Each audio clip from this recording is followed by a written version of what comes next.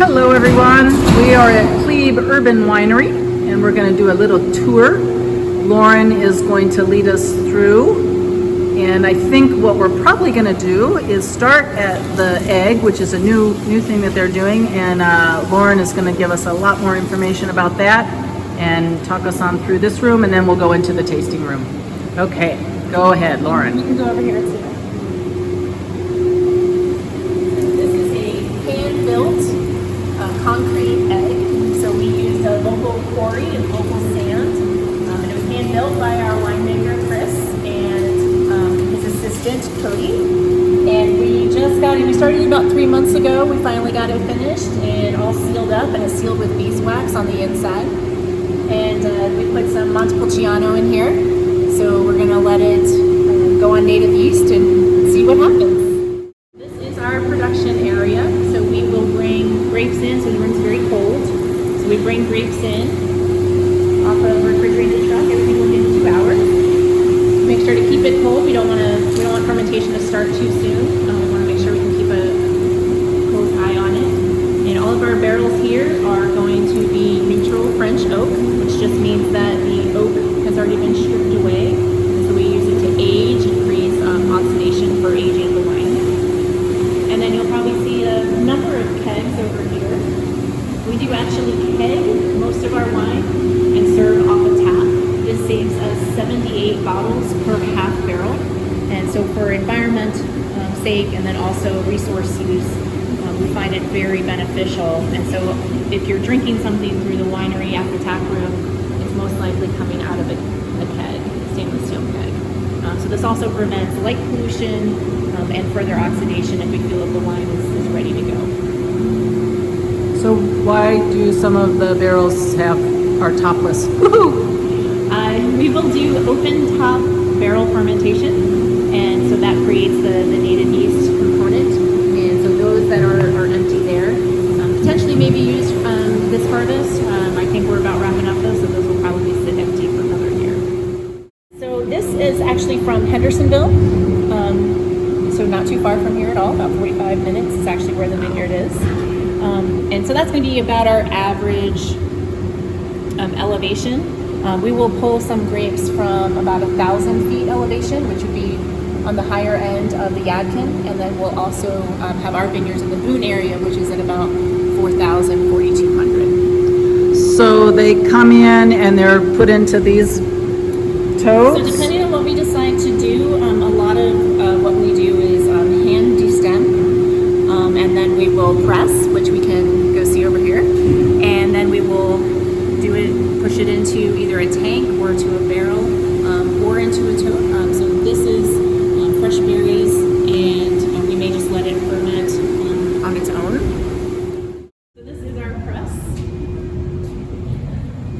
It's nice and clean right now.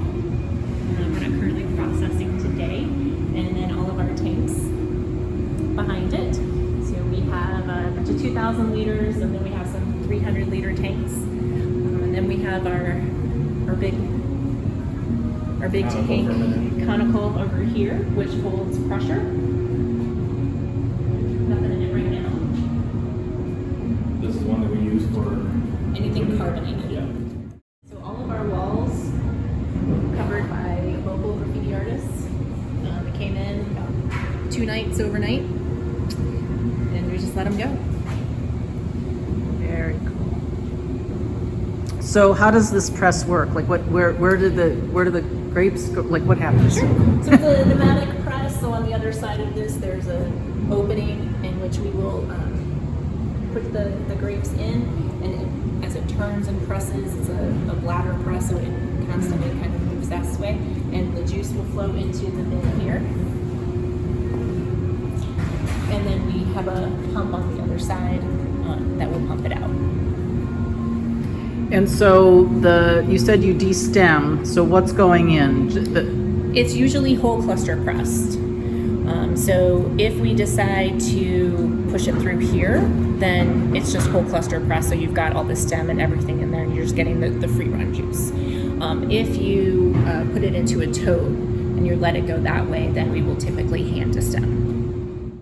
This is Chris, our winemaker. Hey, Chris. He's been up since about 3, so I'm sure he's tired. But he's loving it. He is. Oh, yeah. Checking. This is Petit Verdot. So we're checking the chemistry on it. We'll check it several times throughout the day. Do punch down, saturate the skin so that it doesn't get too hot. So yeah, so that's Petit Verdot, and then this is Cab Sauv that hasn't fired off yet. It came in. Now, when you say hasn't fired off, The yeast hasn't started doing its thing. It came in pretty cold, so we harvested at 2 nights ago, and then was in the winery about 7:38. So, and I don't know if anyone remembers, last 2 nights it's been like 36 and 38. So the fruit came in really cold, which is nice. We're able to work through it, kind of do more sorting, jack pulling. When we do use the destemmer, we tend to have a decent bit of jack, so it takes us a little bit to actually hand pull out all those jacks. Jacks are little green stems. We don't want that green bitterness in there, so that's what we've been doing and we'll continue to do. And temperatures are rising, and yeah, we get fired off here before too long. So this is the other room of production, which is it's kind of one big area anyway. And then we come out to how many square footage? our entire building is 10,000 square feet. Wow. So we have 5,000 for production and then 5,000 tap room up front, which we've commandeered a portion of the tap room, knowing we only have a limited capacity due to COVID, but also we needed it. It's amazing how quickly 5,000 square feet can go. Yeah. So we're up here now. So folks can come into the tasting room. You have enough space to socially distance folks, and they can come up to the bar, and obviously it's not open right now. That's why no one's here. But people can come up and order from the bar and then take stuff back to their table. Absolutely.